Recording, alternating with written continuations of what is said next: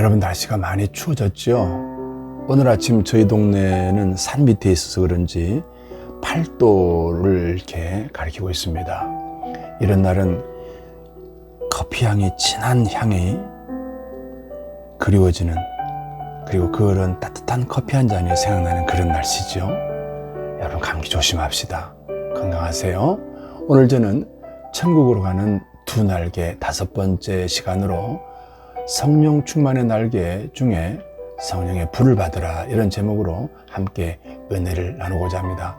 제가 지금 천국으로 가는 두 날개라는 이런 주제로 5번째 지금 말씀을 함께 나누면서요, 우리가 예수님 믿고 모두 다 하나님 품에 가서 영생의 때에 함께 만나야 됩니다. 그런데 그러기 위해서는 양쪽에 2개의 날개가 제대로 잘 구축이 되어서 2개의 날개 근육이 확실해야 된다는 말씀입니다. 하나는 말씀 충만의 날개입니다. 그걸 지금까지 말씀을 드렸고요. 지난주부터 이제 또 하나 성령 충만의 날개를 말씀을 드리고 있습니다.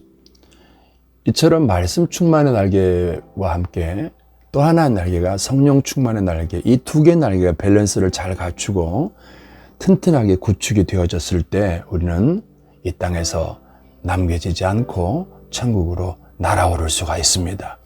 그래서 이 2개의 날개를 여러분들이 구축할 수 있도록 말씀으로 함께 나누려고 합니다. 오늘은 성령 충만의 날개, 성령의 불을 받으라, 이런 제목으로 말씀을 드린다 그랬지 않았어요? 근데 성령은 불이라고 성경은 여러 군데에서 표현하고 있습니다.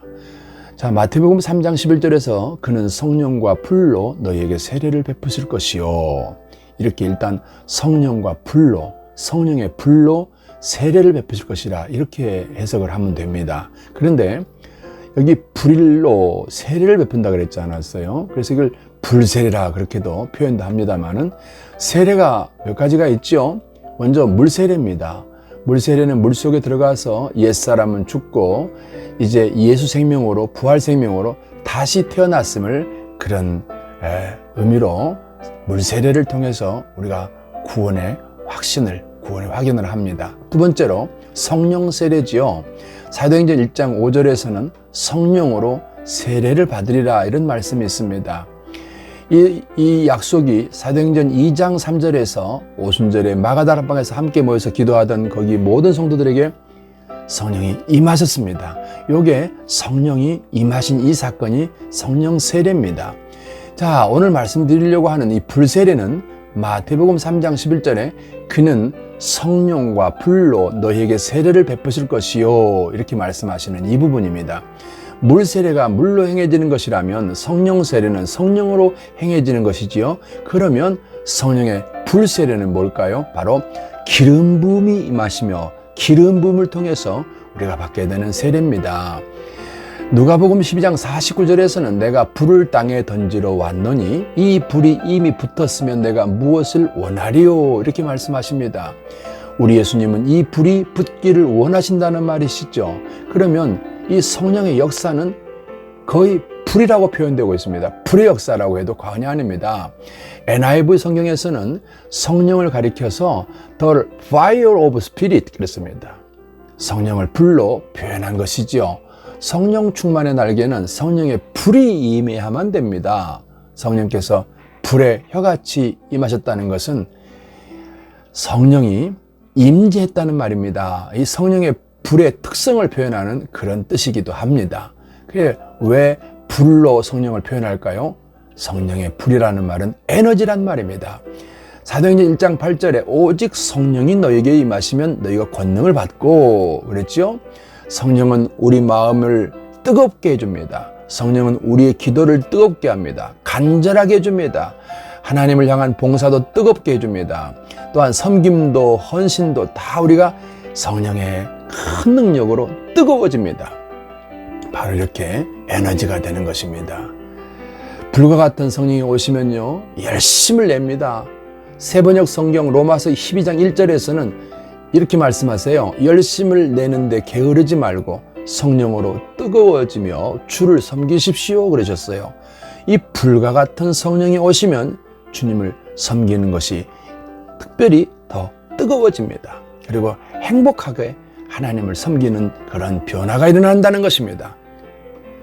그리고 성령의 불은 계속해서 번져나갑니다. 목사의 가슴에 붙은 불이 모든 성도에게 붙어가고 옮겨져 간다는 말이죠. 또 성도들이 불이 지역사회로 확산돼 가죠. 그리고 가정에서는 부모에게 있는 성령의 불길이 자녀에게로 옮겨게 되는 것이죠. 이렇게 성령의 불이 이렇게 우리 삶에 실제로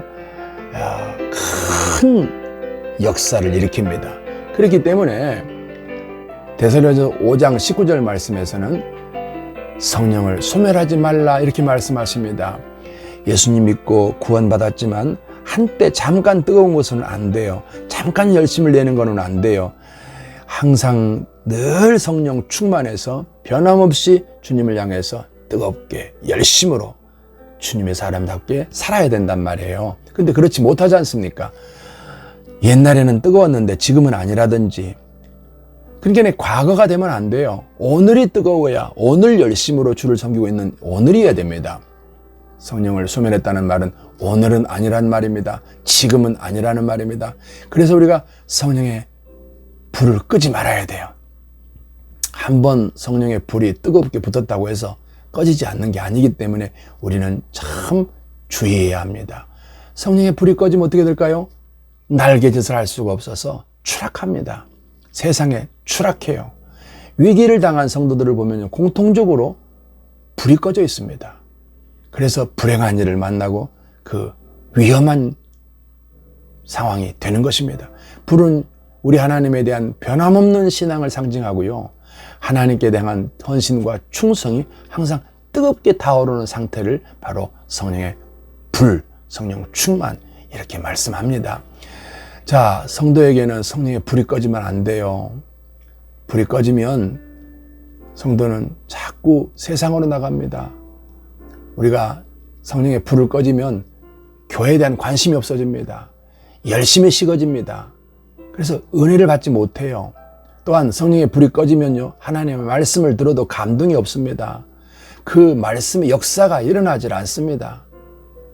성령의 불이 꺼지면요, 예수님을 사랑하는 마음이 식어지고요, 몸된 교회를 위한 헌신도, 자기 자리도, 포지션도 이탈하게 됩니다.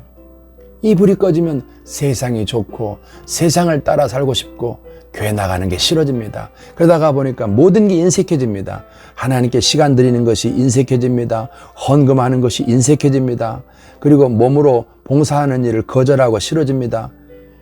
결정적으로 주일이 멀어지죠. 주일과 상관없이 살라 그러지요. 그러니 기도도 안 하고 전도도 안 하고 이런 기본적인 성도로서의 살아가는 삶의 모든 패턴이 다 무너지는 것입니다. 제가 지금 이야기, 간증한 날 하겠습니다. 3대째 예수 믿는 집안의 둘째 딸로 태어난 어떤 분의 간증입니다. 이분은 유복한 가정에서 자라서 또 가정이 어려움 없는 그런 가정의 남자를 만나서 결혼을 했습니다. 근데 남편 집이 안 믿는 불신자 집이었어요. 3대째 예수 믿는 집안의 딸이 안 믿는 집 남자와 결혼했다는 것은 지금 일단 문제가 있습니다. 결혼이라는 것은 아무리 현실적으로 물질적으로 부족함이 없고 스펙이 좋고 세상적인 어떤 그런 지위와 명예가 있어도 그거 보고 결혼하면 안 됩니다. 자, 어쨌거나 이렇게 결혼을 했어요. 그러다 보니까 안 믿는 남편이다 보니까 소위 말하면 그들의 말하면 일요일이죠. 일요일 날 신혼 때 같이 있고 싶지. 그렇지 않겠어요? 그러니까 남편이 조금씩 태클을 겁니다. 하다 보니까 남편 따라서 주일을 한 번 빠지고 두 번 빠지다 보니 점점 이제 한 달에 한 번 나오게 되겠죠. 그러다가 이분들이 임신을 했어요. 그래서 딸을 낳습니다. 그러니까 딸 때문에 이제 임신되고 이러니까 더 못 나오게 되겠죠. 그러고서 또 얼마나 살다가 둘째가 태어났는데 아들이에요. 그러니까 이제 딸 낳고 아들 낳고 집안에 모자람 없고 그러니까 점점점 아이들 키운다는, 아이들 임신하고 키우고 육아하고 이런다는 것이 핑계가 되면서 한 달에 한 번 나오던 것이 두 달에 한 번으로 나중에는 아예 교회의 발길을 끊어버리게 됐습니다. 그러던 날 어느 날에 그 예수 잘 믿는 교회의 언니가 찾아와서 이런저런 얘기를 하다가 너 하나님께 이렇게 계속 안 나오고 있으면 너 위험하다 이렇게 얘기해서 그때 마침 자기가 지금 현재 겪고 있는 얘기를 털어놨답니다. 뭐냐 하면 둘째를 임신했을 때 똑같은 꿈을 7번을 꿨는데 그 꿈에 보는 것은 자기 모습이 마치 귀신처럼 흐트러진 머리를 하고 있고 입에서는 이렇게 벌건 피가 나오고 있고 말이에요. 이런 꿈을 똑같은 꿈을 7번을 꿨어 이렇게 얘기를 한 거예요. 그러니까 그 언니가 더 덩달아서 그러니까 너 지금 이렇게 있는 것은 아니란 말이야. 하나님이 부르시는 거야. 이 사인이다. 너 빨리 하나님께 돌아와서 정상적으로 하나님을 섬겨라. 이렇게 얘기를 하고 헤어졌어요. 그러나 뭐 별실없지 않게 생각했습니다. 그냥 흘려버렸다는 말이죠. 자, 그런데 둘째 태어난 아들이 3살쯤 넘어갔는데 어느 날 머리가 이렇게 커지더라는 겁니다. 깜짝 놀라서 병원에 가서 검사를 새겼죠. 검사를 하니까 CT 촬영을 하고 여러 검사를 했는데요. 결과적으로 이 아이는 뇌수종이라는 판단이 나왔습니다. 뇌에 나쁜 물이 생기면 몸속으로 빠져나가는데 이 아이는 그 관이 막혔다는 거예요. 결국은 머리에 물이 차서 뇌가 커진다는 겁니다. 그래서 고무관을 통해서 요도 쪽으로 물을 빼내야만 얘가 살 수 있다는 거예요. 그런데 안타까운 것은 이렇게 수술을 한다 할지라도 이 아이가 평생에 고무줄을 달고 수술한 채로 살아야 된다는 것입니다. 얼마나 놀랐겠습니까? 얼마나 황당하고 또 무서웠겠습니까? 그래서 이제 수술을 하고서 15일쯤 지났는데 또 머리가 커지는 거예요. 결국은 이 안에 고무줄을 다시 바꾸는 수술을 다시 2차 수술을 하게 됐다는 것입니다. 2차 수술을 하고 이제 치료하는 가운데 의사가 병실로 부르더래요. 그래서 갔더니 아이가 하얀 시트에 덮여 있더래요. 의사가 이 부모에게 말합니다. 아들이 죽었습니다. 깜짝 놀라서 시스트를 걷어내자 창백한 아들의 얼굴이 뚜렷하게 시야에 들어오더랍니다. 그때야 그는 하나님께 무릎을 꿇었어요. 하나님, 저를 용서해 주세요. 제 죄입니다. 제 죄로 이 아들이 죽었습니다. 하나님, 나를 용서해 주세요. 그리고 우리 아들 천국 가게 해주세요. 우리 아들 천국 가게 해주세요. 이렇게 무너져서 엎드려서 기도를 하게 되더라는 것입니다. 하나님을 향해서 원망하고 삿대질을 하고 하나님을 거절하던 그 마음이 이 아들의 죽음 앞에서 무너져 내린 것입니다. 얼마나 서럽게 슬프게 우는데 입을 틀어 막아도 이 서러움의 소리를 막을 길이 없는 것입니다. 다음 날 아들을 이제 기독교 묘지에 안장을 하게 됐답니다. 그리고 또한 교회를 나가지 않았지만 목사님과 성도들이 다 같이 오셔서 그 예배에 참석하셔서 함께 하관 예배를 드리고서 목사님이 마치 축도를 하는데요. 그 아이를 떠나보내고 이제 한 줌의 흙으로 아이가 이제 땅속에 묻히는 그 장면에서 거의 뭐 실신할 정도로 엄마가 힘든 거예요. 목사님이 축도를 마쳤는데 그때 실신 직전에 있는 이 엄마에게 사모님이 어깨를 두들기면서 자매님 저기 보세요 해서 사모님이 가리키는 쪽을 바라보니까 깜짝 놀랐대요. 그 한 줌의 흙으로 땅에 묻힌 그 아이가 그 아들이 말이에요. 천사의 품에 톡 안겨서 엄마를 보면서 빵긋 웃으면서 이렇게 손을 저으면서 엄마 안녕 그러고 올라가는 거예요. 이 장면을 보고 이 힘이 없던 이 자매가 벌떡 일어섰습니다. 아이의 이름을 부르면서 내 아들 잘 가라. 엄마도 예수 잘 믿을게. 우리 천국에서 만나자. 고마워. 사랑해. 그러면서 눈물을 또 하염없이 흘리는 것입니다. 입이 다무너지를 않더라는 것입니다. 천사들에게 아들이 안겨 하늘로 올라가는 이 모습을 똑똑히 보았다는 거예요. 이후로 이 자매의 인생이 변화됩니다. 아들을 다시 만나기 위해서라도 하나님 앞에 반듯하게 서야 됩니다. 아들에게 부끄럽지 않는 신앙생활을 해야 됩니다. 그래부터 예수님을 전하는 천도자로 이 여인이, 이 엄마가 변화되어서 수십 년째 수만 명을 전도하고 하나님 앞에 이렇게 살고 있다는 그런 간증입니다. 이분이 왜 무너졌어요? 성령의 불이 꺼지니까 처음부터 그러는 건 아니에요. 3대째 예수 믿는 집안의 자매였습니다.